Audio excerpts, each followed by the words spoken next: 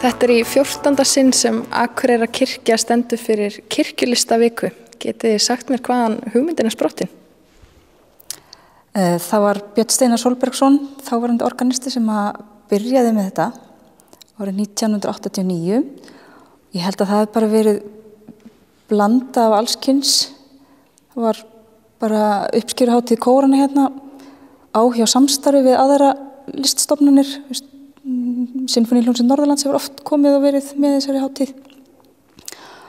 Og bara að vera með listahátíð þar sem blandast saman áhugamenn, atvinnufólk og ýmsar listgreinar. Og þetta hefst núna á sunnudaginn. Getið þið sagt mér aðeins hvað verður í boði?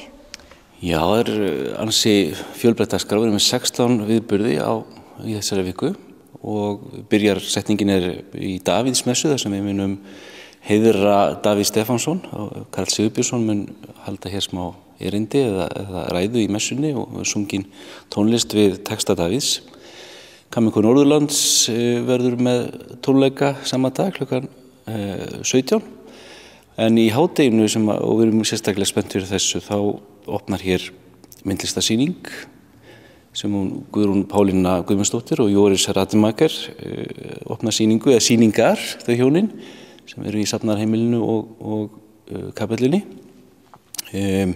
Svo eru fjöldi tónleika, hádegistónleikar mánudag, þriðjudag, miðvikudag, matargerðarnámskeið, biblíumatur, þar sem séra Svavar, sem gaf út matreiðslubók núna fyrir síðustu jól, ætlar að aðstoða fólk að elda með því mat úr bókinni sinni.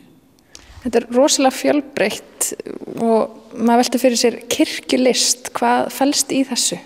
Það bara öll list eða það sem inn í kirkjunum? Hvað kirkjulist?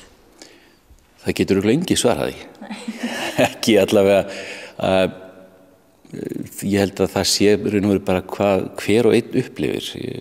Ég alveg viss það að ég upplifi kirkjulist öðruvísi heldur en Sigrún og hvað list, hvað kirkjulist. Sumir líta á kirkjulist sem kirkjulega list sem hefur skírskotin í biblíuna eða kirkjulega texta. Og mér fannst svo gaman ég að spjalla með Jóris hérna daginn sýninguna hans og hann var að tala skúlptúr og þá sagði hann að það var svona stólar og eitthvað svo hálfgerð óreiða í salnum.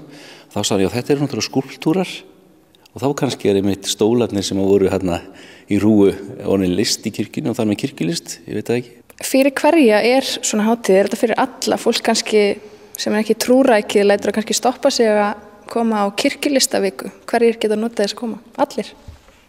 Allir sem hafa áhuga á list. Já. Þetta ekki trúboð eða neitt slíkt, þetta bara boðum að njóta listar. Og við reynum að skipta viðburðum þannig að þeir séu fjölbreytilegir og reynum að hafa fyrir lítil börn og stærri börn og fullorðið fólk. Við erum ekki að leita bara að list fyrir trúa. Bara fyrir list unnendur. Já. Og þetta kirkjulist dásaleg, en við erum líka bara að flytja fallega list sem viðeigandi í þessari fallegu kirkju og svo nota þessar góðu aðstæður sem eru hérna í kirkjunni með góðan hljómburð og góð hljóðfæri og fleira. Og það verið að frumflytja einhver verk, ekki satt? Jú, það mjög spennandi hátíðatónleikar sunnudaginn 27. Þá verða hér hátíðatónleikar í kirkjunni þar sem að 4 kórar sameina krafta sína og þar munum við frumflytja verk eftir Michael Jón Clark, Te Deum, gríðarlega tignalegt og kraftmikið verk fyrir 2 kóra, einsöngvara, hornleikara, orgel.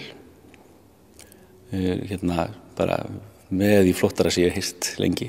Og það var æfing í gær, hvernig gekk? Við erum alltaf búin að vera að æfa þetta bara síðan áramót. Og það var gær sem þetta fór svona að smella saman þar sem að fólki var að fara að lifa sig inn í tónlistina og maður fann bara þetta eftir að ganga vel. Við ætlum að fá að sjá smá myndbrot af æfingunni, ekki satt? Jú, við tókum upp smá brot af æfingunni. Það svona, við fáum að heyra svona gæsahúðarstaðinn, svona hápunkturinn. Það þannig Sigrún svo heppin, hún stjórnar þessu, hún fær að standa henni í miðjunni af því að verkið þannig samið að kór Möðruvallakirkju og kór Akureyrarkirkju standa hérna 80-90 manns og Kammerkór Norðurlands og Himnódía er alltaf upp á loftinu og það eru orgelleikarin og hornleikarin og Sigrún stendur svo í miðjun og fær þessi allan kraftin og öllum áttum, þannig ég öfunda hana svolítið í að vera, ég veit alveg í hennar sporum en hún er öfundsverð og tónleikagestir á sunnudag að fá þennan kraft úr öllum áttum.